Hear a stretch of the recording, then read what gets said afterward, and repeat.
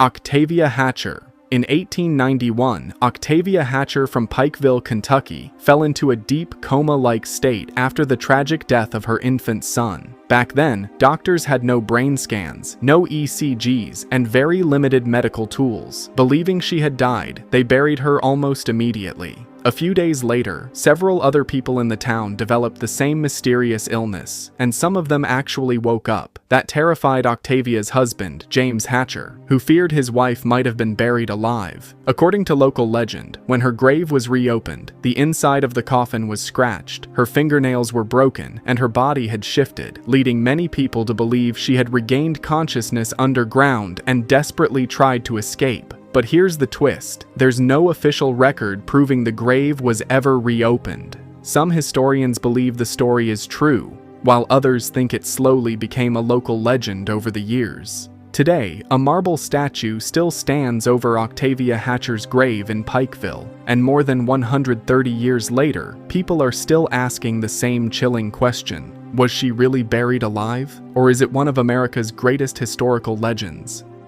Ed Gein. In 1957, police searched a quiet farmhouse in Plainfield, Wisconsin, while investigating the disappearance of local store owner Bernice Warden. What they discovered inside would become one of the most disturbing crime scenes in American history. The owner of the house was Ed Gein, a lonely man who had become obsessed with his late mother after she died in 1945. During questioning, Gein admitted that he had secretly dug up freshly buried bodies from local cemeteries, choosing women who reminded him of his mother. Investigators also found that he had made several household items and wearable objects from human remains. However, one popular internet myth isn't true. There's no solid evidence that he regularly wore those items around town. Although Ed Gein is often remembered as one of America's most infamous serial killers, he was officially linked to only 2 murders. The rest of the human remains found in his house came from graves he had robbed. He was later declared legally insane and spent the rest of his life in a mental institution, where he died in 1984. But his story didn't end there. Ed Gein became the inspiration behind legendary horror characters in Psycho, the Texas Chainsaw Massacre, and The Silence of the Lambs, proving that sometimes real life is even more disturbing than fiction.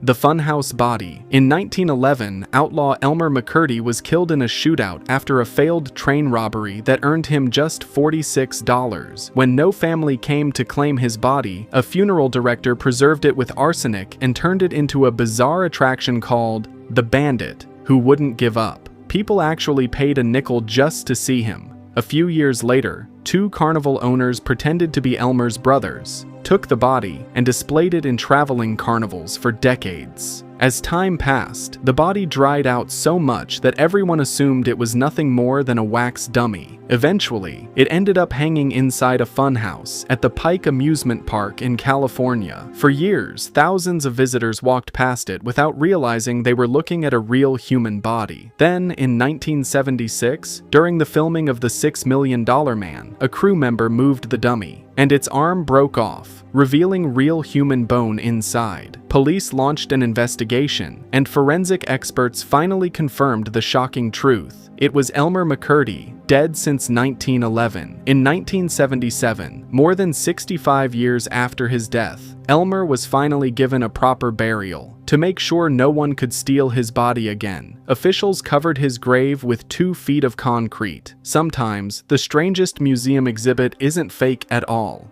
It's history hiding in plain sight. The elephant that came back. On June 9th, 2022, 68-year-old Maya Murmu was collecting water near her home in Odisha, India, when a wild elephant suddenly wandered into her village. As people tried to scare it away, Maya ran for safety, but the elephant chased her, attacked her, and she later died from her injuries. After the post-mortem, her family brought her body back to the village for the funeral. But just as the ceremony was about to begin, something unbelievable happened. The same elephant returned. Villagers ran in panic as it walked straight toward the funeral site, picked up Maya's body with its trunk, attacked it again, and scattered parts of the funeral setup before disappearing back into the forest. The incident shocked the world and quickly sparked rumors that the elephant had returned out of revenge, but wildlife experts say there's no scientific evidence to support that claim. They believe the animal may have been under extreme stress, reacting to people, familiar scents, or the commotion around the funeral. To this day, no one knows exactly why the elephant came back. What is certain is that this tragic event became one of the most unusual and mysterious cases ever recorded in the long history of human-elephant conflict.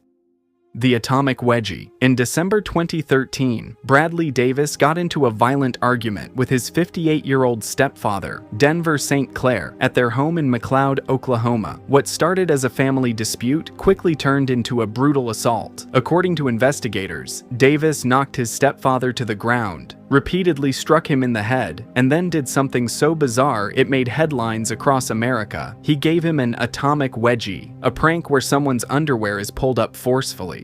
But this was no joke. Prosecutors said the underwear tightened around Denver's neck and face, contributing to his death along with the severe head injuries he had already suffered. When police arrived, they found Denver dead. An autopsy revealed both serious head trauma and signs of asphyxiation. Davis was arrested, and after years of legal proceedings, he was convicted of murder in 2023 and sentenced to 30 years in prison. Many people believe the victim died only because of the atomic wedgie, but that's not true. Court records show that it was the combination of the violent beating and the resulting strangulation that proved fatal, making this one of the strangest real murder cases in modern American history. Under the Mattress. On January 27, 2010, Soni Millbrook, a mother of 5 living at the Budget Lodge Motel in Memphis, suddenly disappeared after dropping her children off at school. When police investigated, her belongings were still inside her motel room, but she was nowhere to be found. Over the next 47 days, guests kept renting the same room. Many complained about a terrible smell, but staff assumed it was a plumbing problem or a dead animal. The room was cleaned several times, yet no one discovered the truth. The shocking reason? Soni's body wasn't lying under the bed. It had been hidden inside the bed's metal frame, completely concealed beneath the mattress and box spring. Finally, in March 2010, the odor became so overwhelming that a hotel employee ordered a full inspection. When workers lifted the bed and opened the frame, they discovered Soni's body hidden inside. Police later arrested her boyfriend, Lakeith Moody, who was eventually convicted of her murder. One detail is often reported incorrectly online. Guests weren't sleeping directly on top of a body under the mattress. The body was actually sealed inside the bed frame, which is why it remained hidden for nearly 47 days, making this one of the most bizarre hotel crime cases ever recorded in America. The bathroom mirror. On April 22, 1987, 52-year-old Ruthie Mae McCoy called 911 from her apartment in Chicago. Terrified, she told the operator, "They're coming through the bathroom." She insisted that intruders were breaking into her apartment through the bathroom wall, but Ruthie had a history of paranoid schizophrenia, so authorities believed she was hallucinating and didn't treat the call as an emergency. The next day, police entered her apartment and found Ruthie dead. She had been shot 4 times. Then came the shocking discovery. Investigators learned that the old apartment building had connected plumbing shafts behind the bathroom medicine cabinets. Criminals could remove a cabinet from a neighboring apartment, crawl through the narrow utility space, and enter another apartment through the bathroom wall. In other words, Ruthie had been telling the truth all along. Her tragic case later inspired parts of the horror film Candyman, but the real story is even more chilling. A woman desperately called for help, no one believed her, and by the time the truth was discovered,